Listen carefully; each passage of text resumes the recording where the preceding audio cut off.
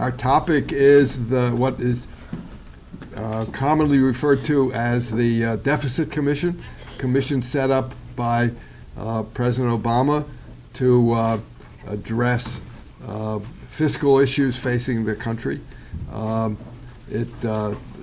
speakers will describe it in more detail, so I won't attempt to. That's not its formal title, which has something to do with fiscal responsibility, but it's also sometimes referred to as the Cat Food Commission because of what the fears that it will lead to significant cuts in Social Security affecting millions of the elderly.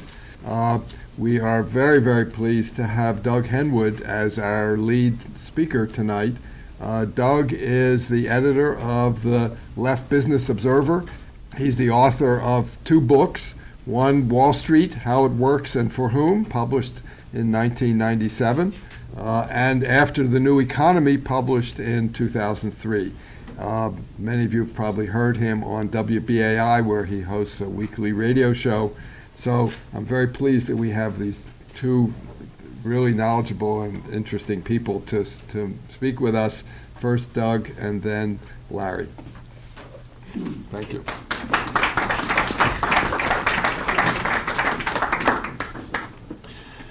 Thank you. I have a bit of a cold, so my voice is a little ragged. I apologize. And if I'd known this was going up on YouTube, I would have worn a more video-friendly blue shirt instead of this white one. Yeah, me too. My academic background has nothing to do with what I'm about to talk about. I was an English major, did 3 years of graduate English, and know nothing about economics, which I guess qualifies me to talk about it more than most economists.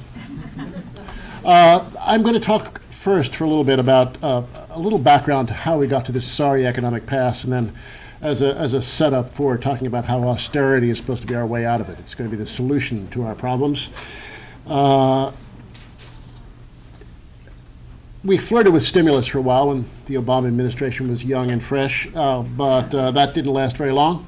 And now we see the president actually retreating from what was about his only decent and successful policy, the big stimulus package. Without that stim pack, we would probably be wearing barrels. And now that attention is turning to deficit cutting, in the coming months, we may yet be fitting ourselves out for barrels. But the now preferred mode of stimulating a very sick economy, which still refuses to recover, is monetary policy. And I think the reason for that is that it's much more friendly to capital, it's much more friendly to the financial markets, and it doesn't introduce any dangerous possibilities of redistribution, which fiscal policy can, in that it creates jobs and gets money to people who don't have it. And that is always a very dangerous thing to do and threatens the established order, so monetary policy reinforces it. But I want to go back briefly to the 1970s, which was a time looks like most of the people in the room remember, like me, was a time of inflation, which was one way of talking about it. That's the economic symptom. But I think there was a sense among the American elite that there was a general indiscipline around. The Third World was in rebellion. The American working class was smoking pot in the job and refusing to behave well, staging wildcat strikes. There was a point where the National Guard had to come in and deliver the mail because the postal workers staged an illegal strike. And as the 70s wore on and inflation rose and this sense of indiscipline deepened, we lost the Vietnam War. It looked like the empire was just flying out of control.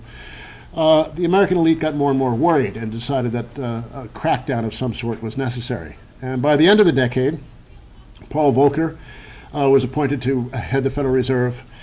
He drove interest rates up to 20%. He said when he took office, the American standard of living must decline, and it's a literal quote in congressional testimony. And he made that happen by creating the deepest recession since the 1930s, deepest until now, that is. It's also prompted a global crisis, the debt crisis that dominated the economic news much of the 1980s, the Latin American debt crisis in particular, which threatened to bring down the financial system for a while. But it didn't, and actually this deep recession and financial panic had, from the elite's point of view, very positive effects.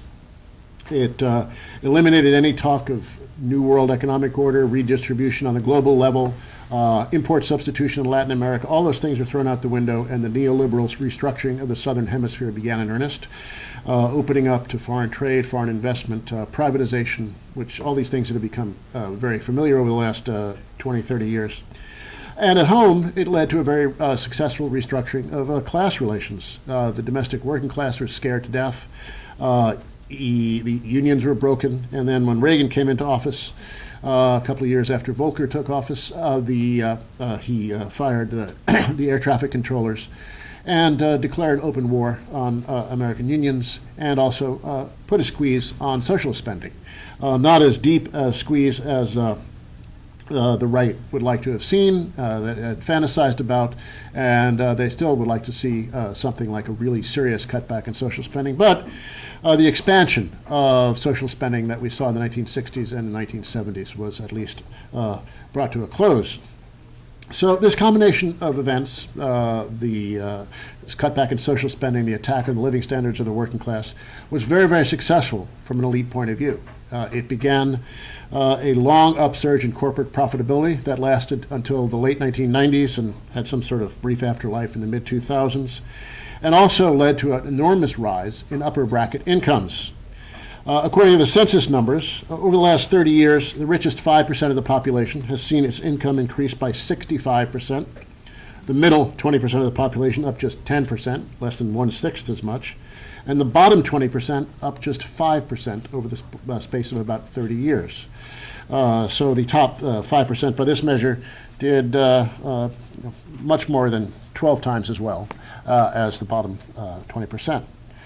Now, the census numbers, although they're their official statistics and income, do miss the very rich. Economists who've studied tax data show us that much of the action has occurred at the very high end of the population, among the top 1% or even less. The top 1/100th of 1% of the population, that's about 12,000 households, their income over the same period is up over 200%. Of course, that's 40 times as much as the bottom 5%. Now, what this all means is that almost all the benefits of economic growth over the last 20 or 30 years have gone to the top of the income distribution, and not just the upper middle class, what we think of as the upper middle class, but really the very rich, people with incomes of $10 million a year or more. I don't think there's anybody in the room that belongs to that elite club. Now, the rationale for some of this, the rationale for the supply side tax cuts of the Reagan years and the Bush tax cuts from the early 2000s, was that if you cut taxes for the rich, they will invest and hire. This is the classic trickle-down argument, really, but a very hyped-up version of that. In fact, investment has been rather weak, with the exception of late 1990s. Employment growth in the most recent expansion, the one that ran from 2002 to 2007, was the weakest of any expansion since the end of World War II. And now we've just had the worst recession in 70 years. What happened was that the rich who got all these tax cuts basically just pissed their money away on luxury consumption. They did not invest. They actually stopped saving. Some of them even started borrowing to expand their consumption. Is that what you mean by trickle down? Yeah, that's the trickle down, I think. It was an era when it became fashionable to have your own personal submarine. And I was actually on a TV debate the other day with a guy who runs a hedge fund in Connecticut who was complaining about how high his taxes were. He wanted a submarine and couldn't afford one. So they're still not satisfied. Now, this presents a problem, which is what leads us up to the present. We have a system that depends economically on high levels of mass consumption. Without that, the whole thing will come grinding to a halt, which we saw in the last couple of years. Now, how can that kind of mass consumption survive an upward redistribution of income in the scale that we saw? Also, we have a system that's dependent for its political legitimation on that same high level of mass consumption. If people can buy gadgets, that at least provide some material and psychological compensation for the volatility and cruelty of American life. The solution that went on that was attempted for the last 20 or 30 years was massive use of credit. If wage and salary income couldn't sustain the levels of mass consumption required for economic growth and political legitimation, then the credit cards, which is what drove things in the 80s and 90s, or what economists call mortgage equity withdrawal. That is, people borrowing money against the value of their housing during the housing bubble of the late 90s and early 2000s. That sustained about a third of the growth in consumption during the 2000s expansion. And without that, that weak economy would have been even weaker. Now this whole model has come smashing down. That is what the bigger picture behind the housing crisis and this recession is all about. And we have no new model to replace it. People cannot go back to borrowing on that scale, I don't think. And there's no way we're going to see wage growth to replace borrowing under present arrangements. So this is one of the reasons that the economy can't get off the ground. The credit machinery is broken, and there is no new model to take its place. Now, when Obama was about to take office, I had no illusions about how small p progressive he was, but I thought that he might be some kind of capital P progressive in the Teddy Roosevelt mode, leading to some kind of more rationalized, regulated capitalism for its own sake, not a really redistributionist thing, but just some attempt to provide some rationality to a system that had spun out of control. We haven't seen anything like that. We've seen weak regulations and complete rhetorical devotion to extending the model of the past 30 years. You could look at the whole Wall Street bailout, the TARP, and everything else went with it as an attempt to restore the status quo before the bust. There's been no rhetorical or political departure from that model. I just, by chance, happened to listen to bits of Reagan's first inaugural address the other day. And I was impressed by the way, he was very good at what he did, I have to admit, as creepy as he was. He did a very good job of saying we can't go back to the failed policies of the past. There was the period of inflation, of rampant government spending, all that stuff. Bad, we can't do that again. Obama has never really said anything quite like that. He's never made the popular argument for a departure from the previous way of doing things because he is so wedded to that way of doing things. So what do we get now? We have stimulus now. Further stimulus is ruled out, except, as I said, for the monetary kind. So what we're going to get is austerity. And Obama, some months ago, appointed this deficit commission, whatever its official name is, the cat food commission as people are nicknaming it, and appointed mostly people who have it out for Social Security. The co-chair, Alan Simpson, who is a foul human being and a nasty piece of work politically, is on record as wanting to cut back Social Security dramatically.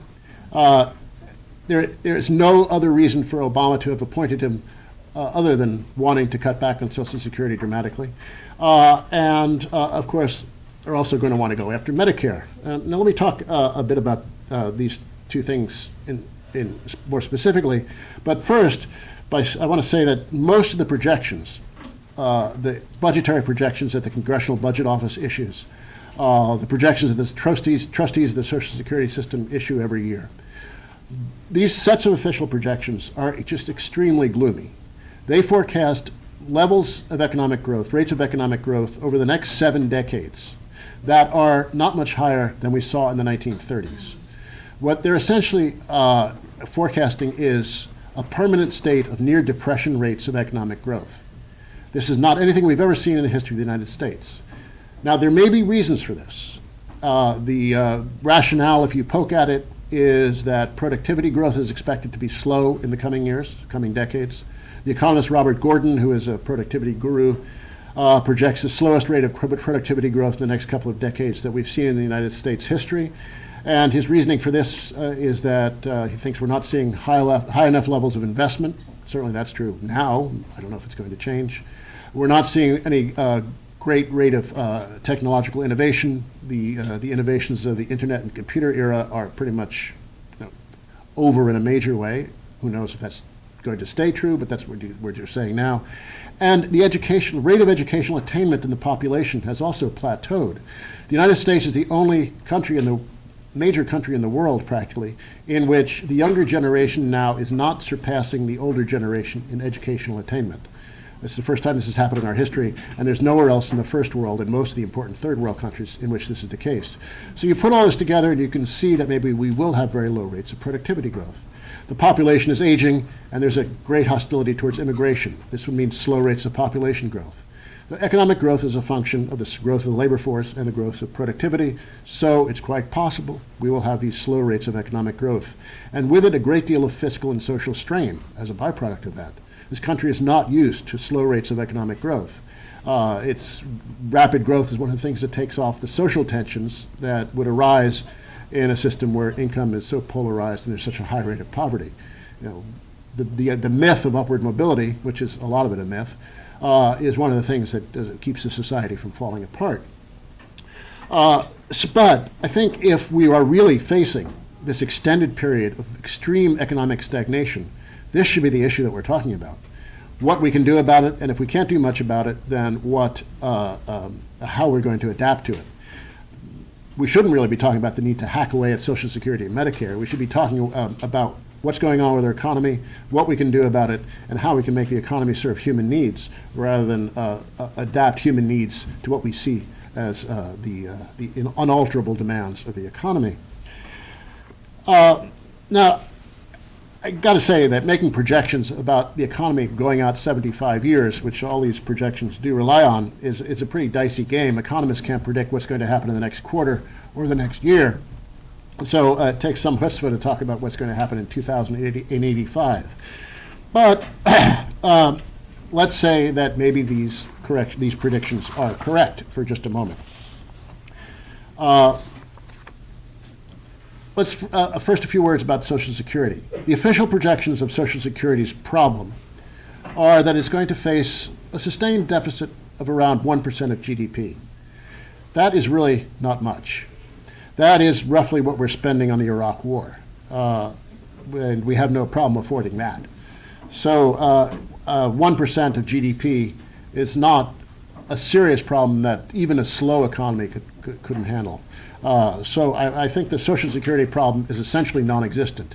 If we have more normal rates of economic growth over the next 70 years, then there's not going to be a problem with Social Security at all. Even if we have these slow rates of economic growth, the problem is highly manageable. Now, like I say, projecting things out 75 years is a very dicey business. If the oceans continue to rise and Des Moines becomes beachfront property, these projections will be meaningless. But we have to assume that that Des Moines will become beachfront property, and that Social Security is a manageable problem. Medicare is a more serious issue in budgetary terms. The Congressional Budget Office projects that it's going to its share of GDP is going to rise from just under 4% now to about 6% in 2035. That's an increase of 2 percentage points of GDP. Medicaid would add about another 2 points of increase. It's about 2% of GDP now, and it's expected to rise to about 4% in 2035. So those two things together are going to rise from roughly 6% of GDP to roughly 10%.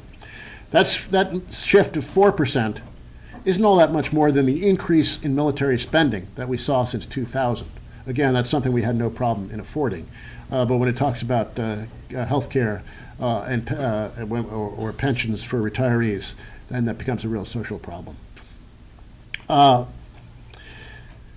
like I say, even that 4 percentage point increase in the burden of Medicare and Medicaid on GDP is still a tenth of the income of the richest fifth of the population. It's a quarter of the income of the richest 5%. Like I said, it's about the same as the increase in the military share of GDP since 2000. So in other words, there's plenty of money to cover this, even on official projections. All this talk of crises and disasters are just misplaced. They're trying to scare us into submission by talking about these terrible projections of the threat of insolvency coming ahead of us. And we certainly, by cutting back on the Pentagon and raising taxes on rich people, would have no problem at all continuing to fund Social Security and Medicare and Medicaid at current levels of service, not current levels of dollar spending. Now, according to the CBO, about 2/3 of the increase in Medicare spending over the next quarter century comes from the aging of the population, and 1/3 from pure medical inflation. After that 25-year interval, about 2035, the roles switch as the aging of the population stabilizes, and it becomes mostly a matter of increasing medical inflation.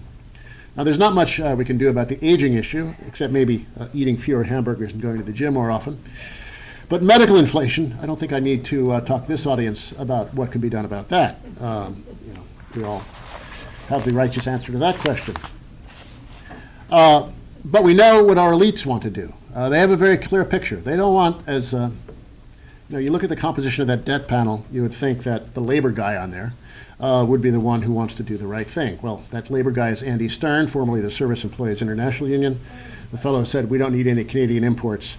And the fellow who is now currently been buddying up to the Republicans on the Deficit Commission and talking about putting Social Security money in the stock market. And that's the labor guy on this panel. So I think we can be virtually certain that when this commission reports, and it's going to report just after the election, isn't that lovely? That we can't have a serious debate about its recommendations before the election. I doubt if we had it during the election season, it wouldn't be a very inspiringly high-quality debate, but at least it's a chance to do something. But it's going to happen after the election. It's going to be presented to a lame duck Congress, which I suppose won't be able to do much of anything. So it will then fall to the next Congress, which is likely to be considerably to the right of the current Congress, to implement its decisions. And I think they're going to be under a pressure to do it very quickly. They want to do it very quickly because they want it to happen before anybody can know what's going on and before we approach election season again.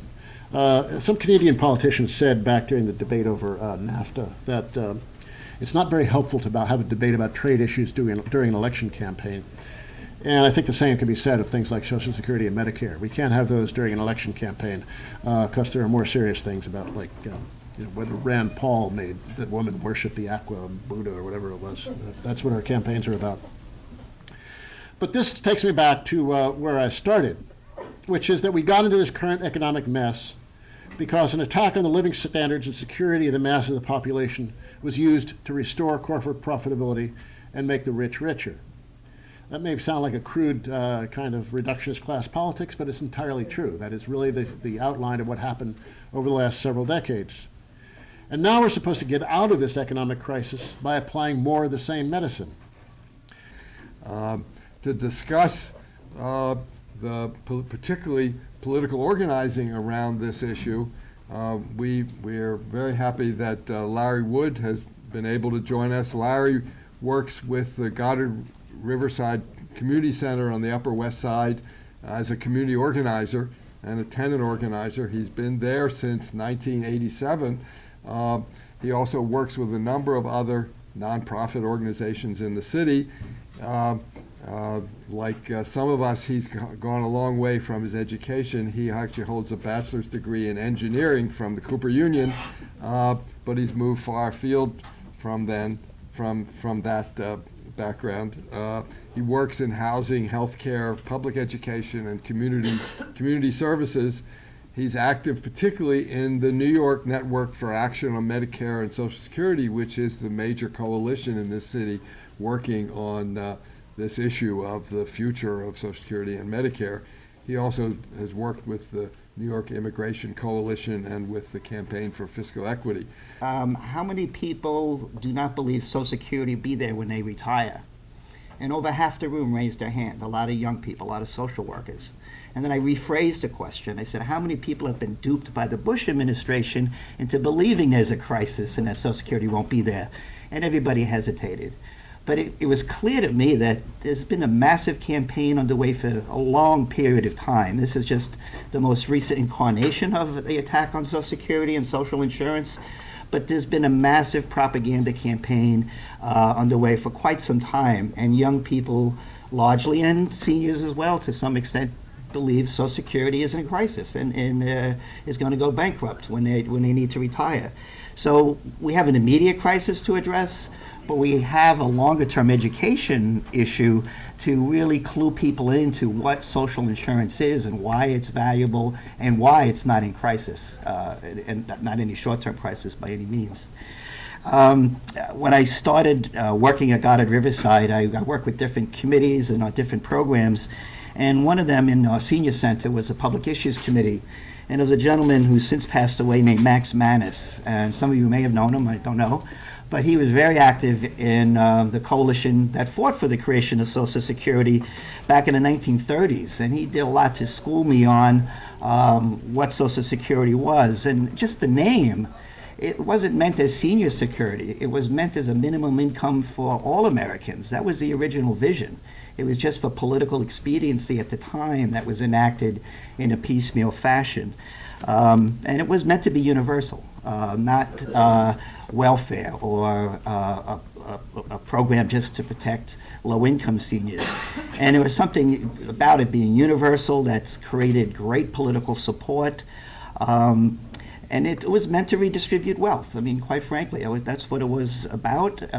People buy in. It's insurance for as people got older. But it's been vilified and attacked every generation. We've had to beat back and attack on Social Security. I don't know what happened in the 40s and the 50s. I wasn't certainly active, but certainly during the 1980s with the Reagan administration, there was a major issues around Social Security. At that point in time, they did raise the retirement age. So I went in, when I retire, I'll have to be 67 and 2/3 or something like that, whatever it works out to. And then we had an attack just not that long ago with the Bush administration. And us, the folks who've been active in this New York Network for Action on Medicare and Social Security, we thought, okay, at least we have another generation. We can wait a bit before the next attack. And here we have a Democratic presidency, a Democratic Congress, and we're addressing this issue again. So it's kind of frightening in many respects because it's being masked under, we do have a deficit, but the Social Security is not the cause of that deficit. It's the unfunded wars, as Doug referred to. It's the tax cuts for the rich that we could never afford. And increased spending, the Social Security is not part of the crisis at all. There's a lot of information that I wanted to share with you to refute this. And one of the best pieces I've seen put together was by Rekindling Reform, and it's a position paper, 4-page position paper, which I made copies of for you. And it kind of outlines a little what I just talked about, the history of these types of attacks. Why the far right or the right hates social insurance. And that's largely what this attack is about, is the whole concept of social insurance, which spills over into healthcare and the way we would prefer to see healthcare delivered in this country.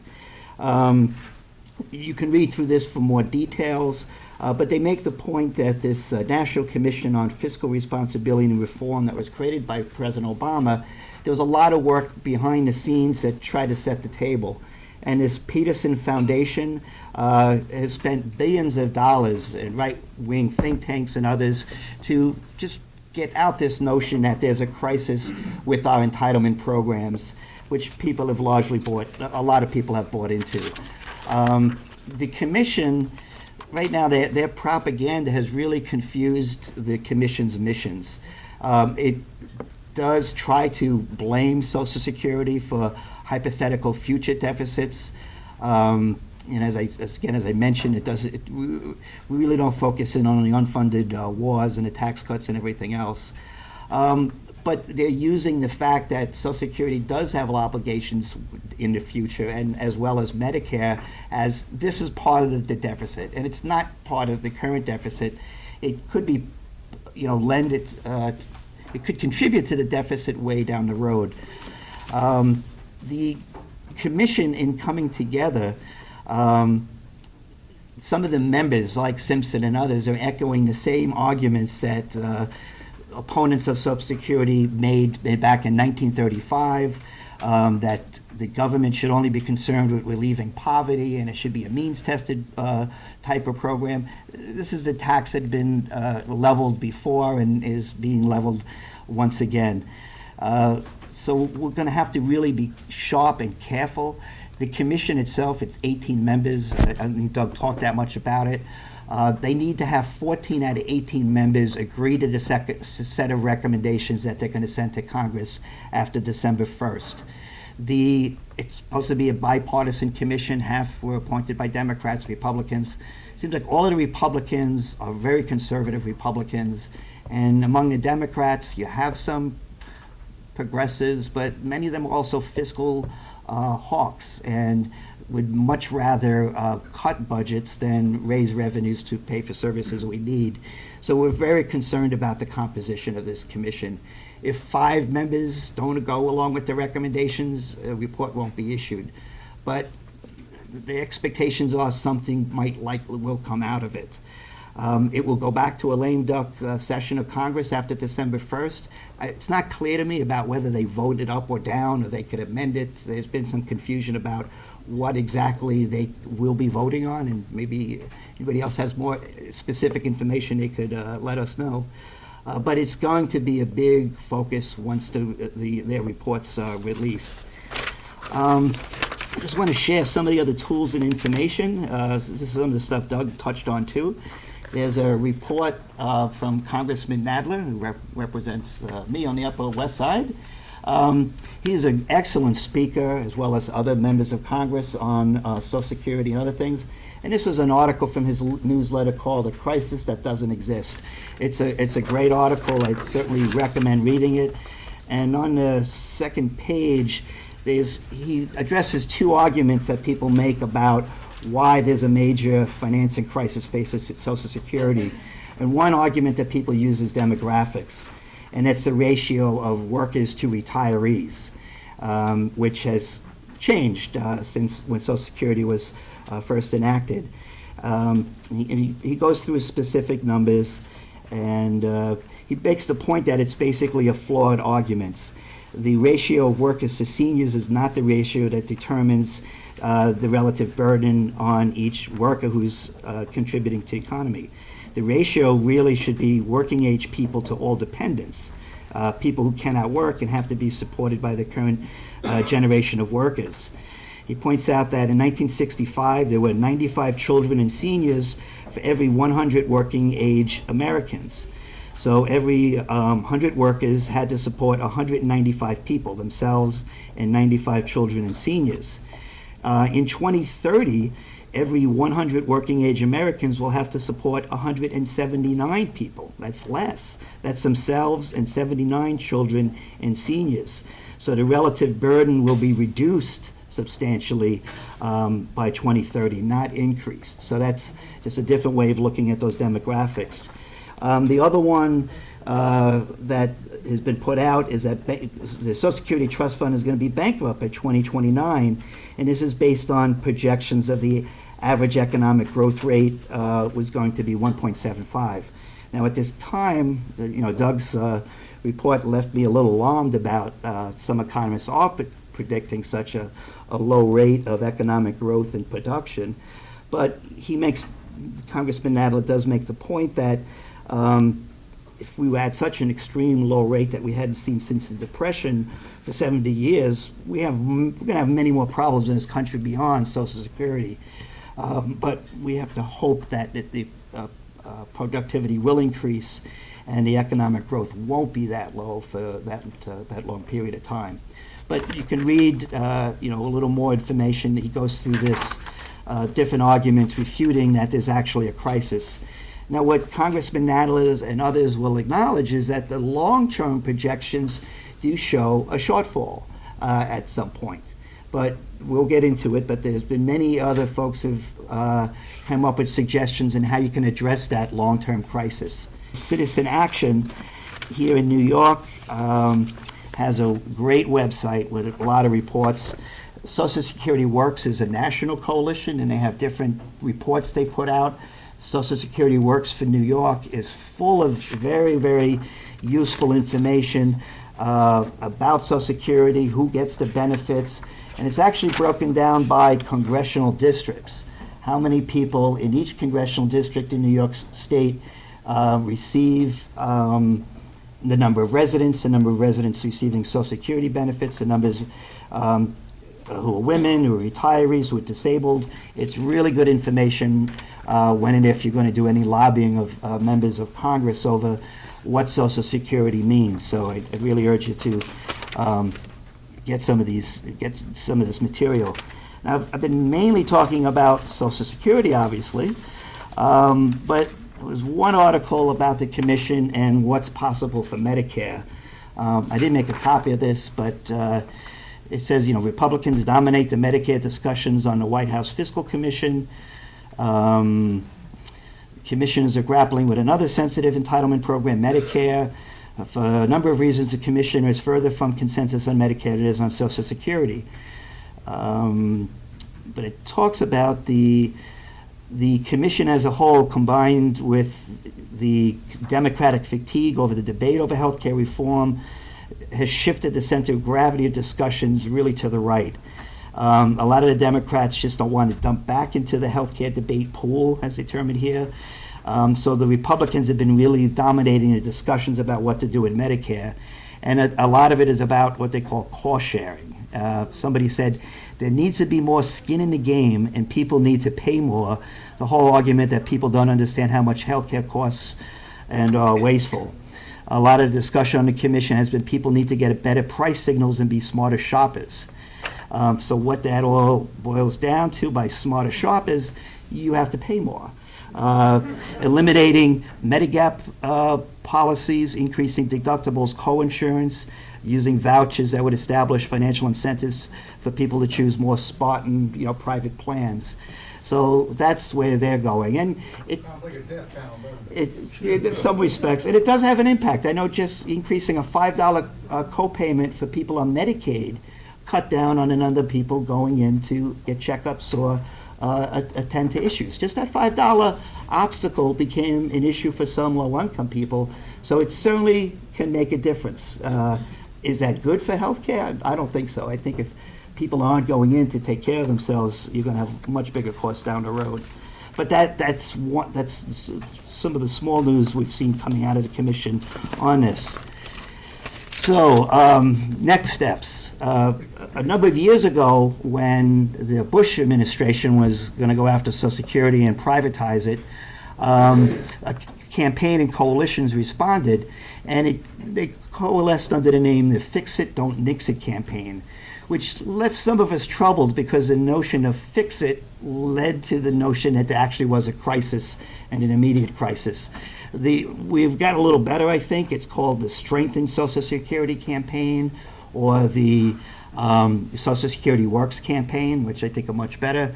Max Manus, who I mentioned earlier, he was active with SAS, Seniors for Adequate Social Security, because I think we should be talking about increasing the benefit and lowering retirement age, which can be done if you do things to strengthen its finances for the real long term. The New York State campaign was launched, and the New York City Strengthen Social Security campaign will be launched on Friday, November 5th. We have a meeting planned at the Teamsters.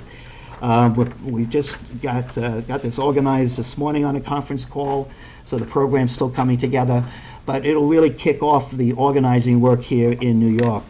Now, in the interim, the national groups and the state groups have been going after different members of Congress to sign pledges that they won't raise the retirement age or cut the benefit. There's been sign-on letters that members of Congress have been circulating. There's 2 resolutions, one in the House, one in the Senate, that are looking for co-sponsors. We have most of the New York City congressional delegation on board, except for the gentleman from Staten Island, McMahon, Brian Foley upstate, and there's a 3rd Democrat here in the state. The name escapes me. But most others are on board. We don't have Schumer, though. We have Gillibrand has signed on to one of these pledges, but not Schumer. So Schumer needs to be prodded or pushed or whatever it's going to take. We realize we're going to have to go after Schumer and target him for some commitment one way or the other. So some of the next steps underway. There's this meeting I mentioned on November 5th that will launch the New York City campaign. After the elections, the Congress is going to be going back into session, and to coincide with that, I think it's November 14th or 15th, there'll be a call-in day, so we're going to send out alerts asking people to call the members of Congress. Then the national groups are calling for events around Thanksgiving to help shape the message around Social Security and Medicare prior to the release of the report.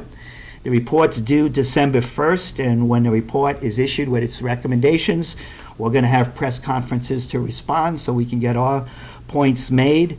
And then as a next follow-up meeting, the NIMAS, the New York Network for Action on Medicare and Social Security, we're planning our next meeting will be December 3rd. It will be the Friday after the report is out. So we'll have the freshest response, and then we'll also be updating ourselves on whatever our specific action plans are at that point in time. So I've covered a lot of ground here. So let me leave it at that and see what kind of questions we have for the both of us. Thank you. I think my guess is that this commission is going to have Medicare and Medicaid more in its sights than Social Security because there's so much more money at stake in Medicare and Medicaid. And Medicaid is a program with a very weak constituency of poor people, so they'll be hammered. But I think Medicare is going to be a major target as well. And like I said, the CBO projection is that the Medicare problem is 3 times the size of the Social Security problem if you take these numbers seriously. So that's really where we're going to go after. And I think, like you said, it's going to be cost sharing, more co-pays, more deductibles, fewer procedures covered. It's just going to get uglier and meaner, and we'll get sicker and die younger than. I can make this up, but I can't quite see how is somehow getting rid of this pool that manages my money make the rich people richer at my expense. And I guess my last little question is, how does Obama, who certainly understands this and certainly proves as a progressive person, how did he have led this? The whole thing baffles me. Well, let me make 3 points if I can remember them all. Starting backwards, it's going to take a Democrat to cut Social Security. I understand that. So the politics of that are obvious. Obama is in awe of Wall Street. This is a man who described Jamie Dimon of J.P. Morgan as a very savvy businessman. He look back, there was that famous speech that Roosevelt gave in 1936 in Madison Square Garden where he said, never has the powerful so hated someone as they hate me. I welcome their hatred. You can't imagine Obama saying anything like that. He wants their love. This is a man, I think there's a certain degree of psychology and sociology involved in this. Roosevelt grew up in the aristocracy. He, I think, had the confidence to be able to step on the toes of the rich. Obama was someone who was groomed and adopted by a man of not exactly modest origins, but fairly modest origins, who was adopted and groomed by the elites, and I think he is forever grateful to them and is forever eager to impress them. So that, plus the configuration of politics, and the fact that the Depression of the 1930s was far worse than what we're going through now, those are larger issues as well. But I think there is this personal angle to why he is just so infatuated with the people on Wall Street. Remember Clinton said he complained about the funding bond traders, and he said, here we are, a bunch of Eisenhower Republicans. He wasn't entirely happy about it. Even though he was in many ways a conservative Democrat, there was a little more, I think, partisanship and reluctance on his part totally to do the bidding of the elites. There's no such thing on Obama's case. The Social Security has been running a very large surplus. It started doing that after the Greenspan Commission in 1983. It is weird, though. It's accumulating that surplus in the form of treasury bonds, which means that one branch of government is essentially lending to another branch of government. And when they have to, if and when they have to draw down those treasury bonds and pay benefits, then the government's going to have to come up with the money somewhere, which means either selling new bonds or raising taxes or cutting benefits. So there's no way in which the government can meaningfully save by buying its own bonds. It's like having your left pocket lend money to your right pocket. It doesn't work out that way. But I think what the projections are that the surplus is going to disappear in a couple of years. 2015 is when the system is supposed to, when the system is supposed to start running a deficit, and then it's supposed to draw down that surplus until it's drawn down to zero. And then it's funny, the years just vary all over the place. When they started doing these things, it was, after the Greenspan Commission, everything was fixed forever. By the late 80s, we have a problem 30 or 40 years from now. Now we have a problem, 20 years from now. I did a graph in my newsletter of the year of the projection versus how long we had to go, and it keeps going down. It's very, so they've been shortening our date with disaster ever since they started worrying about it a little over 20 years ago. Now, what they'd like to do, I think, is keep the revenues about the same. This is the kind of moderate Democrat position. Keep the revenues about the same and just cut back on benefits. And that would mean lowering the replacement rate, that is lowering the benefit relative to one's final wages, and also raising the retirement age. I think people would like to push it up to 70. The Republicans, of course, would, if they could get their way, like to privatize the whole system and either make it totally voluntary and rely only on private savings with maybe a residual Social Security system for the very poor. That's the way it worked in Chile after Pinochet did his privatization. Parenthetically, the Chilean army kept its own public pension system and didn't go with the privatization itself. But that's I think the kind of right-wing ideal. I was at a presentation at the Council for Foreign Relations a few years ago where Glenn Hubbard, who was then Bush's top economic advisor, is now the dean of the Columbia Business School, saying, well, if we were to design these programs now, Social Security and Medicare, we'd want it to be all private sector with just a small welfare component for the very poor. There's a saying in the trade that programs for the poor are poor programs, and that's the idea. Now, that would be the ideal. I think short of that, they would like to chip away at the top. And they'll do it with the appeals to superficial equity. We have a deficit problem. We can't afford to be generous. Therefore, let's means test the top people. So you keep chipping away at the top. It reduces political support, and then the long-term goal is to turn it into a welfare system. So everyone else would then be required to fend for him or herself. Now, there's kind of a halfway position in which you get partial privatization. Some of the funds from Social Security would go into, you would be forced to pay the tax, but instead of going to the government, some of it would go into the stock market, some regulated mutual funds, or what Andy Stern wants to do is have the government invest in the stock market, not with individual accounts, but as a whole kind of, the whole system would invest in Social Security. That, of course, raises several questions. One is, why is the stock market such a magic money machine? It's not, actually. There's no reason it could be any more beneficial or full of beneficent than the current system. And the other side of it is, if the government starts acquiring stocks, who votes the stock, and then who controls the corporations that the government owns pieces of? My guess is management. So, but it does raise an interesting political question. Now, what you bring up this issue of what they call, well, they tried to socialize Sweden by doing these sort of things. In Sweden, social democracy with a very different political environment. That was even too much for Swedish capital, so they ended up in a hurry. So that's not going to happen here. But the question you raise is what's called the transitional costs. And so if you privatize the system to any degree at all, you're going to have a bunch of people who are high and dry as they shift. And those costs are actually enormous. And anybody who wants to privatize the system is going to have to come up with some way to meet those transitional costs. I don't think even Alan Simpson would want to throw current retirees out of the street. So I think they want to screw the next generation, not the present ones. But they vote too. They vote in heavy numbers. So I think that is an enormous problem, and nobody wants to talk about it, but it is enormous, and it would really, I think, cripple any serious attempt to privatize the thing in a large way, unless we had a Pinochet-style system where you took people to soccer stadiums and shot them. Just want to make another point today that the Republicans, or the proponents as well, they try to avoid the word privatization, and they kept talking about choice when they were talking about the stock market. The latest is personalize, is the language they're using. But it's the same concept, to get people weaned off the means tested and the like.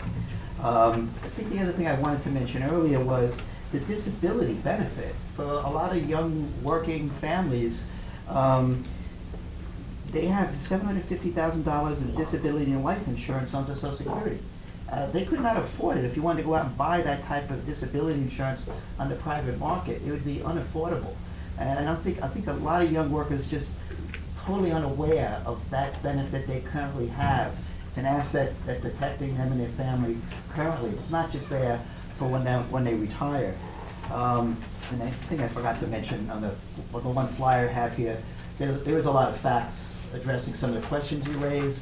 And on the back, you could sign up if you're a member of an organization and you want to get involved with the particular coalition. Look at the set of principles, fill out the information, and send it back to Citizen Action. On the disability question, there are a lot of people on Wall Street who think the disability rolls are full of shirkers, people who don't want to work and are drawing benefits, so they really want to go after them. So disability benefits are an important and wonderful part of Social Security, but they have an eye out for those too. And that it'll be hard to keep funded during a transition. And nobody addresses what would happen to the disability function during this whole transition to a private system. Larry? It seems that the whole debate is framed by the opponents of Social Security. And I attribute that to the fact that the supporters of Social Security are spread out and disorganized, which brings us to the question of why did Obama appoint this commission in the first place? Did somebody have something on him? And why did he stack it the way he does? Do you have an answer for that, Doug? I think orthodox thinking, that is conventional economics, and people on Wall Street, sort of, the pundit class, thinks that if we don't do something about this terrible deficit, we're going to end up like Greece or Argentina. And to that I would say, you can't run enormous deficits forever and build up debt of 200% of GDP. No, we don't want to do that. That would be a very bad thing to do. But the United States is not Argentina or Greece. We borrow in our own currency. We have enormous resources. We have a lot of very rich people who could be taxed. So the need, we have, I think, a short to medium term problem of needing to stimulate a very sick economy and regenerate economic growth. To do that, we're going to need to run deficits for several years. Then we can think about how to bring the budget closer to structural balance over the longer term, and I say do that by cutting the Pentagon and taxing rich people. But cutting the Pentagon and taxing rich people is just, you might as well streak the halls of Congress. I mean, this is not, you can't talk about that in public. So this is, the orthodox approach is, actually streaking Congress would kind of symbolic, shirt off my back. Or we could all wear barrels as a symbolic protest. But yeah, I think that this fear of the United States needs to borrow huge gobs of money abroad. We're deeply in debt abroad, and we are dependent upon that, being able to do that continuously until we change our way, as far as the eye can see. So they're afraid that at some point foreign investors will cease to lend us money, and the only way to get our books back in order is to throw the old and sick out in the street. Take a look at the long-term prospects of quote-unquote entitlement programs. And the people who have long been looking at trying to go after entitlement programs have mushed those two goals together and have said the way to solve the deficit problem over a 5-year period is to go after entitlement programs, which, as you both speak about, the alleged crisis, if there even is one, and either of them is at least 20, 30 years down the road. So that's kind of the politics of what went into that. Yeah, they need to create a sense of emergency in order to accomplish this. Right. And it's just amazing for a political system that can't worry about global warming, which is a long-term problem too, to worry about something that might happen 30 years from now with such a sense of urgency. It's remarkable and surreal. Only a Democrat can cut Medicare and Social Security, and it's like only Nixon, only Republicans would recognize China. But we shouldn't let this happen. And it isn't just Medicare and Social Security and Simpson, it's also Gates and Summers and Petraeus, the whole gamut of appointments reflected this perspective, a very conservative perspective. Bush 3. Yeah. If you're not talking about jobs, you're really not reaching where people are today, because people are also insecure about it, and I think it's a very important point to try to mesh the two together. Yeah, well, I started by saying that we need, the only kind of stimulus we're getting is monetary stimulus now because fiscal stimulus has been ruled out. And that was really kind of related to what you're saying, that we need some kind of real long-term growth strategy for the American economy because we're not generating one on its own. And when Obama came into office, he said some good things about the need to use green technology, clean energy, new forms of transportation as a way to develop new technologies and create lots of employment, lots of pretty good high-wage jobs. They've pretty much forgotten to do that. There was a like $5 billion energy R&D program, the initial stimulus bill, which was rated to pay for the Cash for Clunkers program, which is just the most idiotic thing you can imagine. But now we just stopped talking about that. We're going to now pursue trade disputes with China because China is creating the kinds of things we should be doing, solar panels and wind turbines and all that sort of thing, and God knows what else, you know.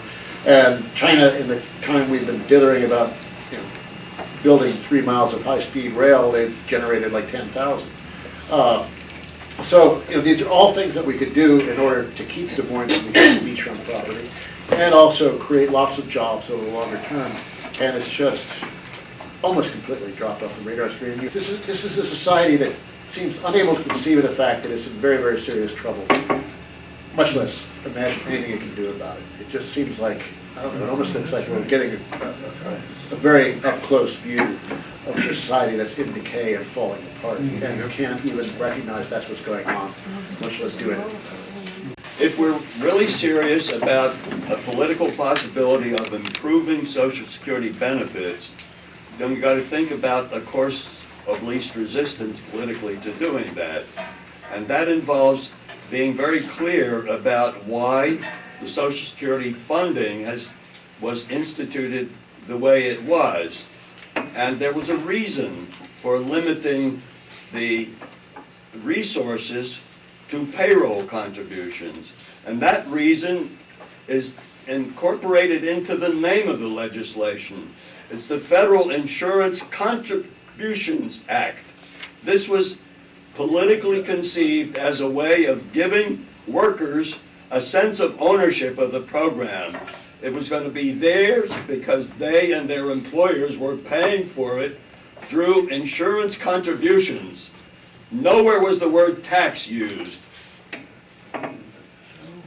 If you follow that rationale, then it makes sense to say, yes, remove the cap on earned income. It becomes quite a different thing to say, start taxing unearned income. I'm not saying that you should rule that out, but if you think of the course of least resistance, then that means trying to follow the pattern that was established and following it to the hilt.